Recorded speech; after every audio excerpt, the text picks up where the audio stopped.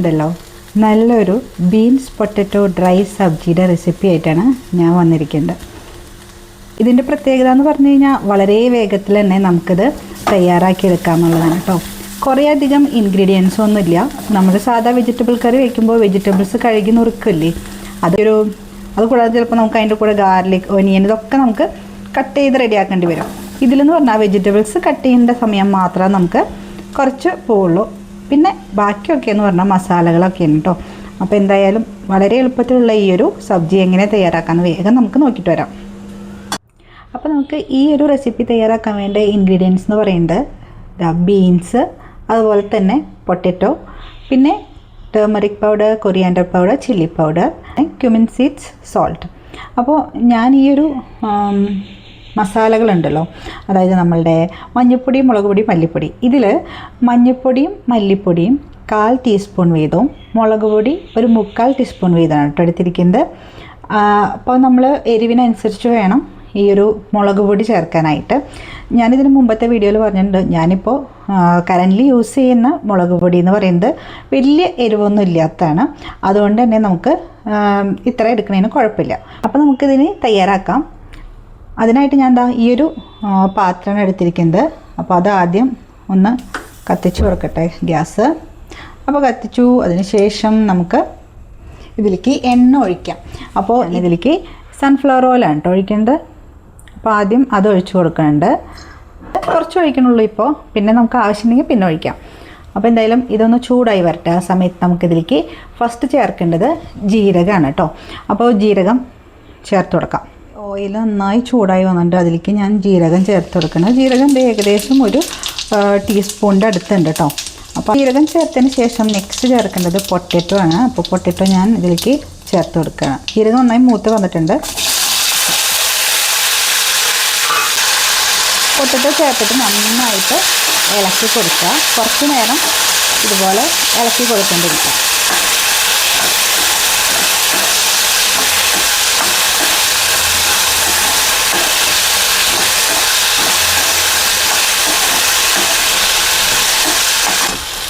അപ്പോൾ നമുക്ക് ഈ ഒരു പൊട്ടറ്റോ നന്നായിട്ട് ഒന്ന് വഴന്ന് വന്നിട്ടുണ്ട് കേട്ടോ. ജസ്റ്റ് ഒന്ന് വഴന്ന് റെഡിയായി വന്നാൽ മതി.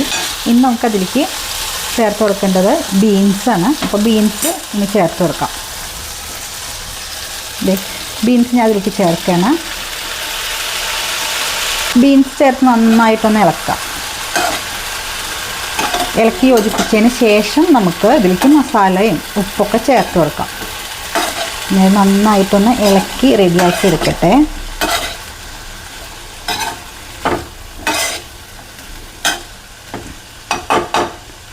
ഞാനിപ്പോൾ ലോ ഫ്ലെയിമിലാണ് വെച്ചിരിക്കുന്നത്.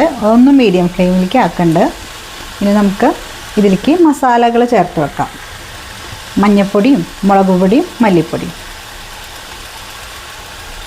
ചേർത്ത് നന്നായിട്ടൊന്ന് ഇളക്കാം.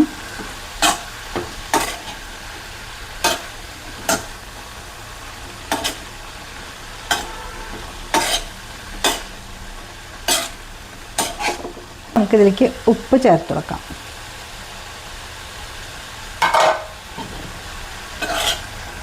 വീണ്ടും നന്നായി ഇളക്കി യോജിപ്പിക്കാം.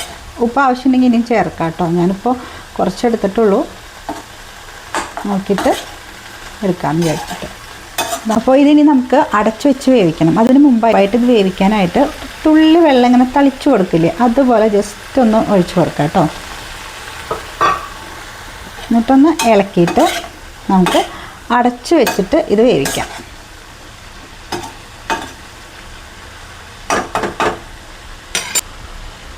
ഞാൻ എന്താ അടച്ചു വയ്ക്കുകയാണ്. അപ്പോൾ ഇതാ നമ്മൾ ഇത് തുറന്നിട്ട് നോക്കണം കേട്ടോ. ഇത് വെന്തിട്ടുണ്ട്. നമുക്ക് വെന്തിട്ടുണ്ട്. ഇതാ നന്നായിട്ട് തന്നെ വെന്തുണ്ട്. കുറച്ചും കൂടി വെള്ളം ഒന്ന് വറ്റി റെഡി ആവാനുണ്ട്. അപ്പോൾ അത്ര നേരം അതൊന്ന് ആ ഫ്ലെയിമിൽ തന്നെ വെക്കാം. നന്നായിട്ട് വലിഞ്ഞു വരട്ടെ. അപ്പോൾ നമ്മളുടെ beans potato dry sabzi ready ആയിട്ടുണ്ട് കേട്ടോ. ഇതുപോലെയാണ് ഇതിരിക്കുക. ഇതിൽ വേണമെങ്കിൽ നല്ല കളറൊക്കെ വേണമെന്നുണ്ടെങ്കിൽ നിങ്ങൾക്ക് കാശ്മീരി ചില്ലി പൗഡറൊക്കെ ചേർക്കാം കേട്ടോ. ഞാനിപ്പോൾ അതൊന്നും ചേർക്കാനൊന്നുമില്ല, വേഗം തയ്യാറാക്കിയതാണ്. കണ്ടില്ലേ, ഇതുപോലെ ഡ്രൈ ആയിട്ട് വരും.